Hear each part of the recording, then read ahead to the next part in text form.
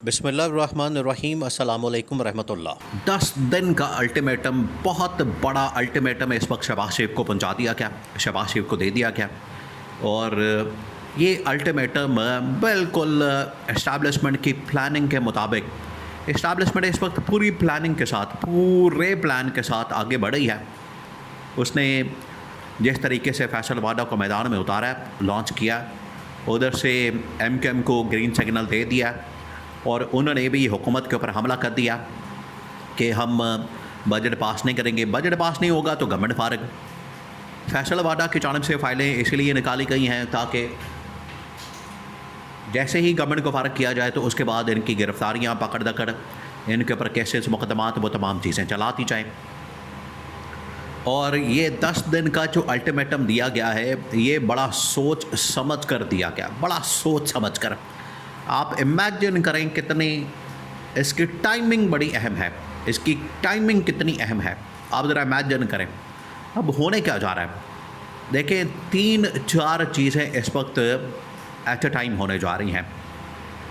आपको इस वक्त बज़ाहिर TV चैनल्स के ऊपर, सोशल मीडिया के ऊपर ये ख़बरें नज़र नहीं आएंगी, लेकिन आपको असल ख़बर बताते हैं कि होने क्या जा रहा है। जो इस वक्त रावलपिंडी इस्लामाबाद के अंदर असल ख़बर मौजूद है, वो बड़ी हैरान कुन है, तहलका खेस है, रोंगटे खड़े कर देगी आपकी। वो होने क्या जा रहा है, अब आपने इसको समझना है। सबसे पहले तो जो डेवलपमेंट्स हैं उनके ऊपर ज़रा फोकस करें, क्योंकि जो ये डेवलपमेंट्स हैं आखिरकार इससे आपको तयन होगा, आप अंदाज़ा कर सकेंगे, पूरी असेसमेंट आपको पता चल जाएगी। एंड पर फिर आपको बताते हैं कि ये जो 10 दिन का अल्टीमेटम और मौजूदा गवर्नमेंट को निकालना, फारग करना, ये सब कुछ क्या होने जा रहा है। पहले जो डेवलपमेंट्स हुई हैं उनके ऊपर ज़रा आपने गौर करना है, फोकस करना है। पहली डेवलपमेंट वो ये हुई है कि फैसल वाडा को मैदान में उतार दिया गया। फैसल वाडा का मैदान में आना ये अचानक से नहीं हुआ, रातों रात नहीं हुआ। ये कोई ऐसा नहीं है कि फैसल वाडा को अचानक से मैदान में उतार दिया गया और अचानक से उसने बात करना शुरू कर दी है। इसको बाकायदा एक प्लान के तहत फैसल वाडा को मैदान में उतारा गया और फैसल वाडा के पास इस वक्त तमाम की तमाम इंफॉर्मेशन, फ़ाइलें, ख़बरें और वो तमाम चीज़ें मौजूद हैं, जिसकी वजह से फैसल वाडा ने वो तमाम चीज़ें पब्लिक में रख दी हैं। फैसल वाडा का मैदान में आना वो इस चीज़ की इंडिकेशन है कि अब हुकूमत के दिन गिने जा चुके हैं।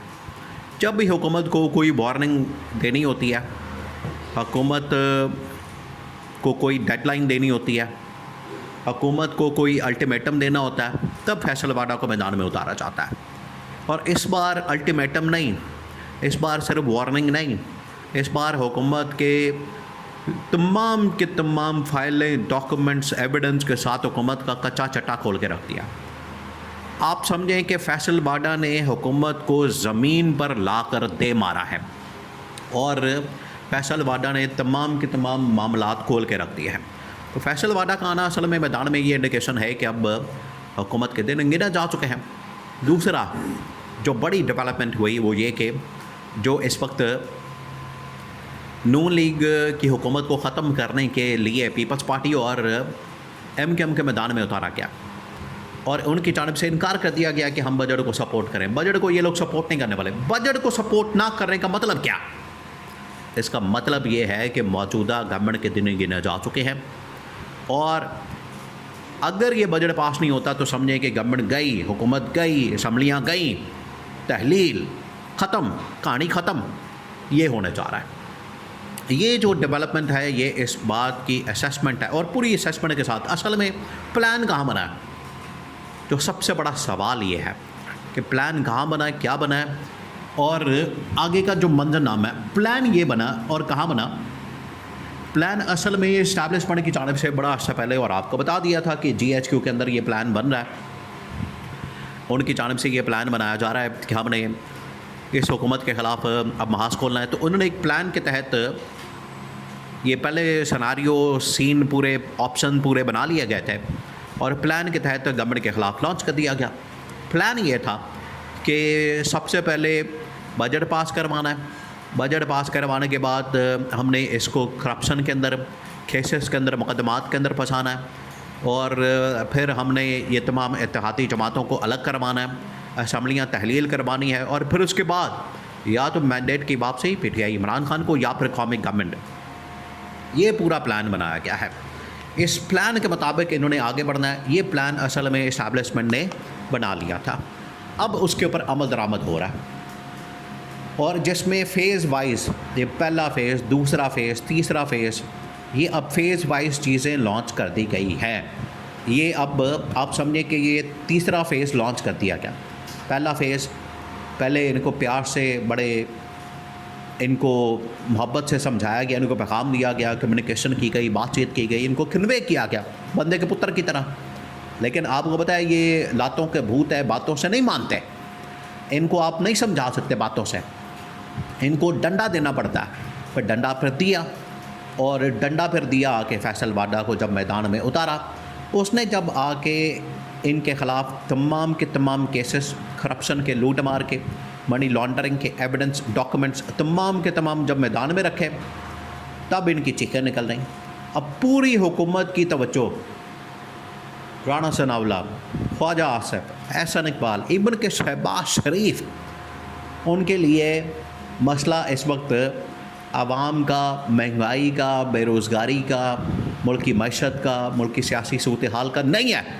हुकूमत के लिए मसला बन चुका है वाडा, हुकूमत के लिए मसला बन चुका है फैसल वाडा कि इसका क्या किया जाए। आप ज़रा इमेजिन करें। और इधर से MKM और पीपल्स पार्टी का मैदान में आना, ये इस बात का सबूत है कि गवर्नमेंट के दिन गिनना चाह चुके हैं और इनका मैदान में आना, हुकूमत को बताना और हुकूमत को ये पैगाम देना कि अब आपकी बारी लग गई है, बजट को सपोर्ट नहीं करना, हुकूमत को सपोर्ट नहीं करना तो हुकूमत गई। और इनसे ये ज़बरदस्ती जब इनके ऊपर ये करप्शन के, लूट मार के, मनी लॉन्ड्रिंग के केसेस खोले जाएंगे, इनसे बाकायदा ये फिर साइन अंगूठे दस्तखत करवा के, असम्बली को तहलील करवा के, असम्बली को फारिग करके सब कुछ किया जाएगा। ये अब बिल्कुल चीज़ें वाज़ेह हो गई हैं और ये उसका आगाज़ हो गया, ये शुरुआत। अभी तो पार्टी शुरू हुई है, अभी देखें इनके साथ होने क्या वाली है।